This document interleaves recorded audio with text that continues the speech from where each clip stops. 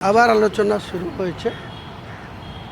2-4 দিন আমি বলেছিলাম 25শে ফেব্রুয়ারির মধ্যে আমরা একটা চূড়ান্ত সিদ্ধান্তে আসব, কিন্তু আমাদের কাছে আগে খবর ছিল যে 5-6 তারিখ মার্চের মধ্যে ইলেকশন কমিশন ইলেকশনের বিজ্ঞপ্তি করবে। কিন্তু এখন জানতে পারছি যে ইলেকশন কমিশন 15ই মার্চের মধ্যে ফাইনালি ইলেকশন ডিক্লেয়ার করবে 18তম বিধানসভা। সেক্ষেত্রে আমাদের হাতে বেশ কয়েকদিন সময় চলে এসছে। আমরা আরও 10 দিন, আজকে 23 তারিখ, এদিকে 28শে মাস, 5 দিন, আরও 5 দিন, 10 দিন মতো আমরা দেখি যে কোথায় গিয়ে কোথাকার জল দাঁড়ায়। কাজে সিপিএম আর আইএসএফ মোটামুটি জোটে আছে, বিগত দিনে ছিল, আবার তারা থাকবে। কংগ্রেস জোট থেকে বেরিয়ে গিয়েছে। আমাদের যে জোট মিম এবং আরও ছোট ছোট রাজনৈতিক দল, তাদের নিয়ে আমাদের জোট মোটামুটি ফাইনালের দিকে হয়ে আছে। তাহলে আগামী দিনে আমাদের একটাই উদ্দেশ্য যে টিএমসিকে ক্ষমতাচ্যুত করা।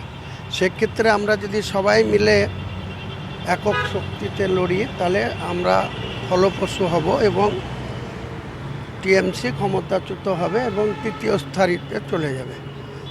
সিপিএমের সঙ্গে যে জোট নিয়ে আলোচনা করছেন, এটা নিয়ে দুটো প্রশ্ন আছে। এক, প্রতিকূল নিয়ে ওরা যথেষ্ট মর্মাহত, বেদনাদায়ক, চিন্তিত এবং সেটা ওদের বারবার তাড়া করছে। এক, দ্বিতীয় হলো, এতে সেলিম বাবুর সঙ্গে কি ফের আবার কথাবার্তা হয়েছে? দেখুন, প্রতিকূলকে নিয়ে আমি কিছু বলতে চাই না। প্রতিকূল মার্ক্সবাদী কমিউনিস্ট পার্টির নীতিতে বিশ্বাসী ছিলেন। তিনি মার্ক্সবাদী কমিউনিস্ট পার্টির স্টেট কমিটির সদস্য বা বিগত 2024-এর নির্বাচনে ডায়মন্ড হারবারের যে সাংসদ, তৃণমূল কংগ্রেসের সাধারণ সম্পাদক অভিষেক বন্দ্যোপাধ্যায়ের এগেনস্টে লড়েছিলেন। সেই অভিষেক বন্দ্যোপাধ্যায় এতটা তিনাকে ফেভার করলেন বা হাইটে নিয়ে যেতে চাইলেন, আমার যুক্তিতে প্রতিকূলকে এত মার্ক দিতে আমি রাজি নই। প্রতিকূলের যে রাজনৈতিক কেরিয়ার নিশ্চয়ই কলঙ্কমুক্ত আছে বা দুর্নীতিতে মুক্ত আছে, কারণ দুর্নীতি করার তার কোনো সুযোগ ছিল না রাজনীতিতে। কিন্তু যেভাবে প্রতিকূল দুর্নীতির বিরুদ্ধে লড়াই করতে করতে সেই দুর্নীতিগ্রস্তদের হাত ধরলেন, তাতে আগামী দিনে তার আইডেন্টিটি নিয়ে সাধারণ মানুষ প্রশ্ন তুলবে। আমার প্রশ্ন তোলার কোনো দরকার নেই। কিন্তু প্রতিকূলকে ছেড়ে বেরিয়ে আসা উচিত না সিপিএম? এখনও তারা বিষয়টা নিয়ে ভাবনা চিন্তা করে সিপিএম। এবং সেলিম এবং আব্বাস সিদ্দিকীর সঙ্গে আপনার কথা হয়েছে? মোহাম্মদ সেলিম আব্বাস সিদ্দিকীর সঙ্গে আমি এই মুহূর্তে এটা আপনাকে বলতে চাইছি না। একটা টাইমে আমি নিজেই গত সপ্তাহে বলেছিলাম আপনাদের যে আগামী দিনে হয়তো আমাদেরকে চূড়ান্ত সিদ্ধান্ত নিতে হবে যে তাদের সঙ্গে আমরা রাজনৈতিক কোনো জোটে থাকবো কি থাকবো না, না থাকারই সম্ভাবনা বেশি, এটা বলেছিলাম। তারপরে নতুন করে আবার সম্ভাবনা তৈরি হয়েছে। সেই সম্ভাবনার রেজাল্ট আপনাকে 2-4 দিন ওয়েট করতে হবে, 2-7 দিন ওয়েট করতে হবে।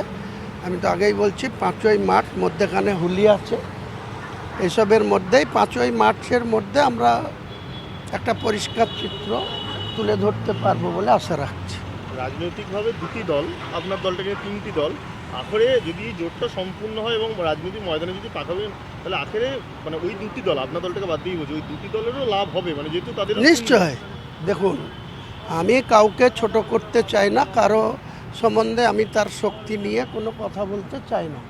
কিন্তু আমরা যদি আজকে সিপিএম দীর্ঘদিন এই রাজ্যে শাসন করেছে, তাদের ভোট খাওয়া রাজনীতিবিদরা রয়েছে, নতুন প্রজন্মের বেশ কিছু নেতা রয়েছে, তাদের মধ্যে শতরূপ ঘোষ আছে, মীনাক্ষী আছে, সায়ন আছে, প্রতিকূল ছিল, সে আবার দুর্নীতিগ্রস্তদের হাত ধরেছে।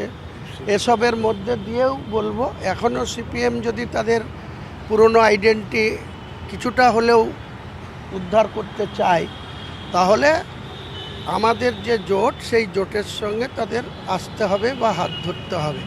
আর যদি আলাদা করে লড়ে, ওনারা তো লড়েছিল, সঙ্গে কংগ্রেস ছিল, তারপরে এই 2021-এ কী অবস্থা হয়েছিল আপনারা সবাই জানেন, অবগত আছেন, যে সেখানে একা নওশাদ ভাঙড়ে, তারপরে কংগ্রেস শূন্য, সিপিএম শূন্য।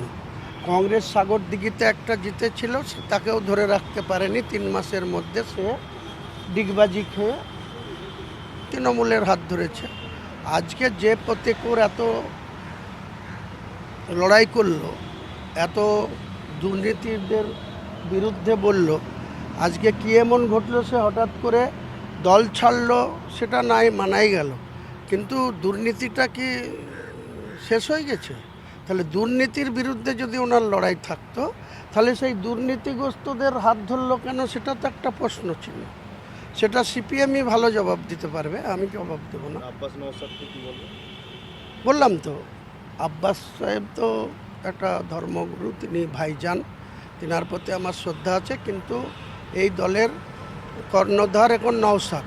নওশাদের কি দুর্বলতা আছে সেটা নওশাদই বলতে পারবে।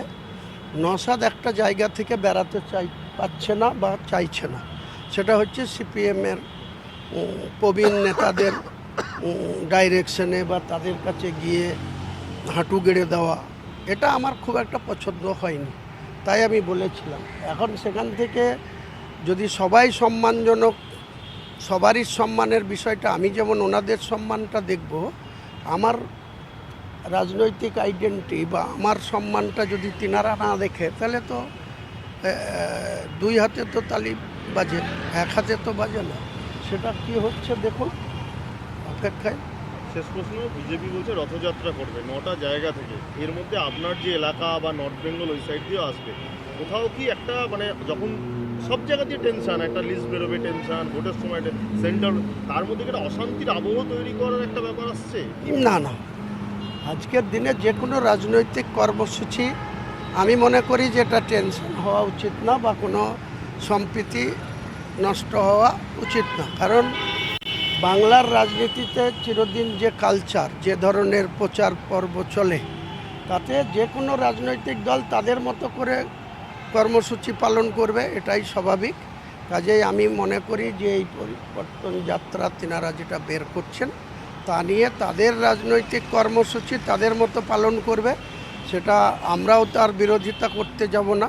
তেমনি আমরা যখন কোনো যাত্রা বের করব, তখনও যেন কেউ আমাদের যাত্রা নিয়ে কোনো বাধা না দেয় বা কোনো সমস্যা সৃষ্টি না করে, সেটা শাসক দল এবং বিরোধী দল দুজনের কাছেই বলব।